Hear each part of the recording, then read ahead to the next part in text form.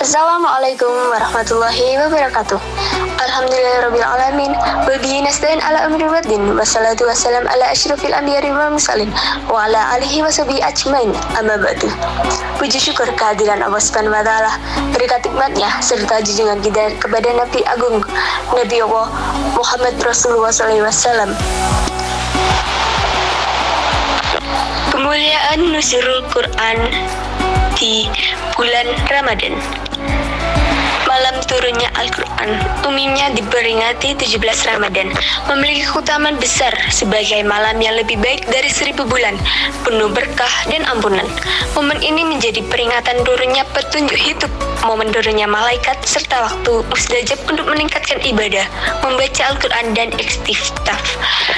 Ada juga beberapa keutamaan malam nuzulul Quran seperti berikut, yaitu malam lebih baik dari 1000 bulan, malam penuh keberkahan dan ampunan, turunnya malaikat Jibril, malam diturunkannya pedoman hidup, pahala yang dilipat gandakan, malam yang ditakdirkannya urusannya.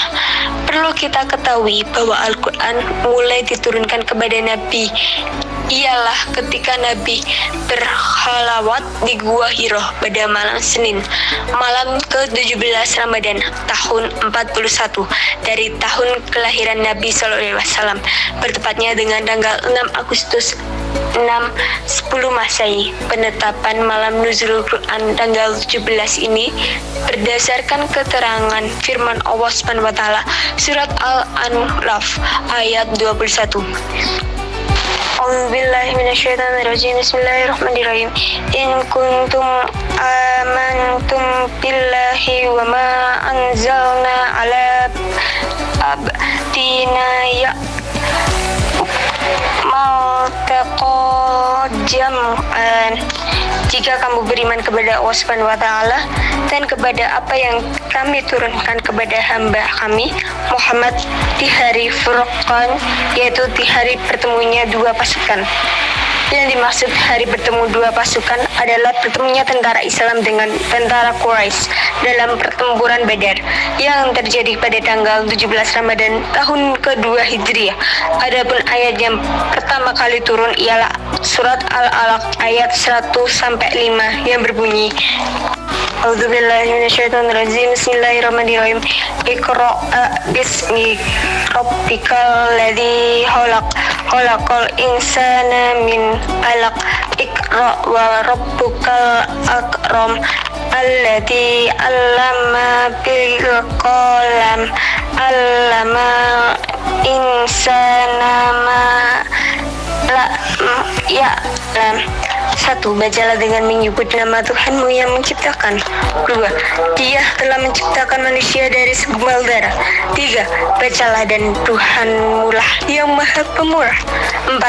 Yang mengajarkan manusia dengan perantaran kalam. 5. Dia yang mengajarkan kepada manusia apa yang tidak ditentukannya. Setelah kita mengetahui proses dari nuzul Quran, maka hendaklah kita mensyukuri nikmat yang telah Allah SWT limpahkan kepada kita, yakin menikmatkan berupa petunjuk ke arah kebenaran, dan semua telah terkandung di dalam Al-Quran yang mulia itu.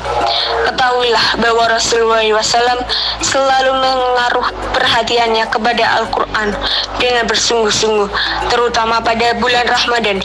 Rasulullah SAW semakin tekun di dalam memperingati Al-Quran, mempelajari Al-Quran, dan membaca merupakan pendekatan kepada Allah Subhanahu wa taala yang paling tinggi dan ibadah yang paling berharga, seperti yang dijelaskan dalam sabda Nabi sallallahu alaihi wasallam, khairukum man ta'allama Qur'ana wa 'allamahu. Sebaik-baik di antara kamu adalah yang mempelajari Al-Quran dan mengajarkannya. Juga Nabi sallallahu alaihi wasallam bersabda, sesungguhnya orang yang di dalam dirinya tidak terdapat sedikit pun dari Al-Quran, maka bagaikan rumah yang runtuh. Sungguh perlu diketahui bahwa tatkala kita mempelajari dan membaca Al-Quran, pahalanya begitu berlimpah ruah. Bayangkan jika saja dalam satu huruf dari Al-Quran bernilai satu kebaikan, sedangkan kita kebaikan bernilai berlipat 10 kali, sebagaimana dijelaskan dalam suatu sabda Nabi SAW dari Abdullah bin Mas'ud berkata bahwa Rasulullah SAW, barang siapa yang membaca satu huruf dari kitabullah Al-Quran, maka baginya suatu kebaikan, dan satu kebaikan akan dilipat gandakan dengan berpuluh kali lipat. Saya tidak mengatakan alif lam mim itu satu huruf, tetapi alif itu satu huruf, lam itu satu huruf, dan mim itu satu huruf.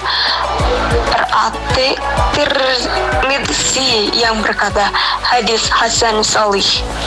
Akhirnya, dengan mengetahui betapa besar keutamaan membaca Al-Quran, maka marilah kita tingkatkan perhatian kita terhadap Al-Quran dengan jalan mempelajari dan mengajarkannya kepada generasi penerus kita.